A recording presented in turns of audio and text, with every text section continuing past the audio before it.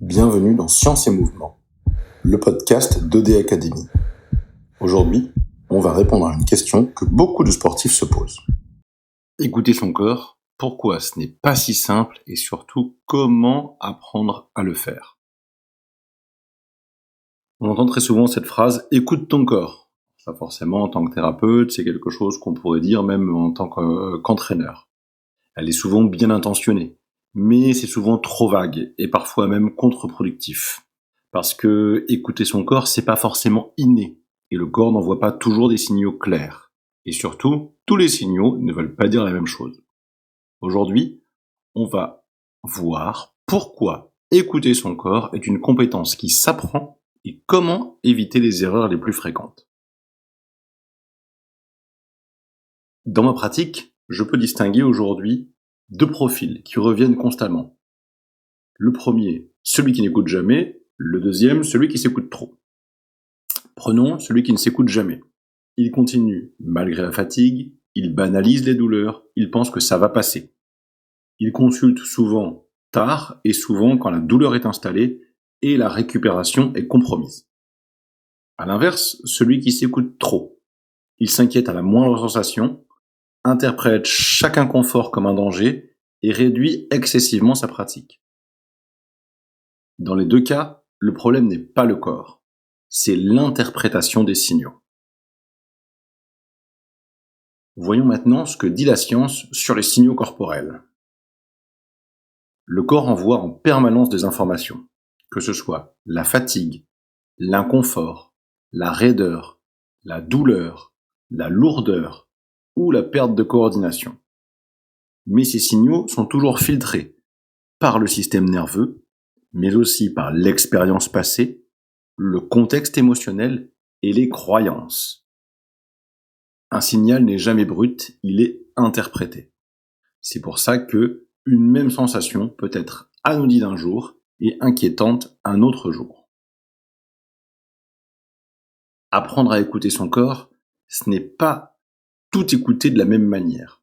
On peut schématiquement distinguer des signaux adaptatifs, comme une fatigue normale après l'effort, une raideur transitoire, un inconfort qui disparaît à l'échauffement, et ils indiquent que le corps travaille et s'adapte. À l'inverse, il y a des signaux d'alerte, une douleur qui augmente avec l'effort, une perte de contrôle du mouvement, ou des mouvements parasites, une récupération de plus en plus longue, ou une fatigue persistante. Cela mérite d'être pris au sérieux. Je vous donne plusieurs exemples pour essayer de détailler un petit peu mes propos. Le premier exemple, ce serait un coureur amateur. Il ressent une gêne au genou en début de séance, après 10 minutes, la gêne disparaît. Donc, c'est un signal adaptatif fréquent, pas forcément un arrêt immédiat. Mais si séance après séance, la gêne revient plus tôt, elle dure plus longtemps et elle modifie sa foulée, le signal change de nature. Deuxième exemple, une femme sportive en période de variation hormonale. Certaines semaines, avec une fatigue plus marquée, une récupération plus lente, une sensation corporelle plus diffuse. Le corps parle différemment selon les périodes. Écouter son corps ici, c'est s'adapter, pas culpabiliser. Et c'est essentiel, surtout avec les variations hormonales. Troisième exemple, un jeune sportif, un adolescent sportif. Il ne ressent presque jamais la fatigue. Il enchaîne les séances toujours avec enthousiasme. Mais on observe une baisse de coordination, une irritabilité ou une blessure de surcharge. Chez l'adolescent, c'est le plus compliqué car le corps ne prévient pas toujours très clairement et l'interprétation est beaucoup plus compliquée par manque d'expérience. Autre exemple, cette fois-ci, une personne en reprise d'activité ou plutôt en perte de poids, qui va être typique par exemple sur ses débuts d'année.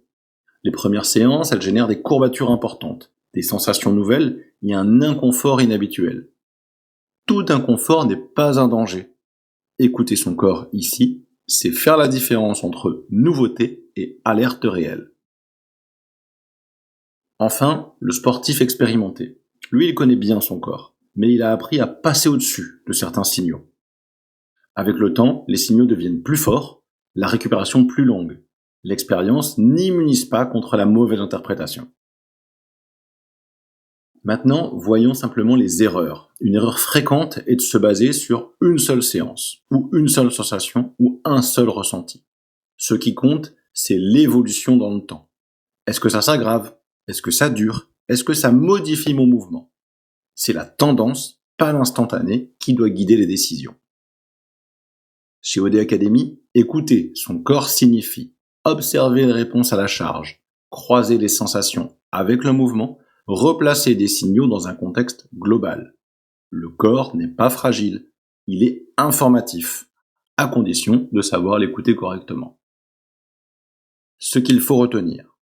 Premièrement, écouter son corps est une compétence, pas un réflexe inné. Deuxièmement, tous les signaux ne se valent pas. Troisièmement, ce n'est pas la sensation isolée, mais son évolution qui guide les choix. Écouter son corps ne signifie pas s'arrêter au moindre inconfort, ni ignorer les signaux importants. C'est apprendre à dialoguer avec lui, avec nuance et discernement.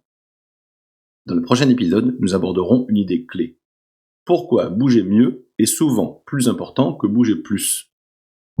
Bienvenue dans Science et Mouvement, le podcast d'OD Academy.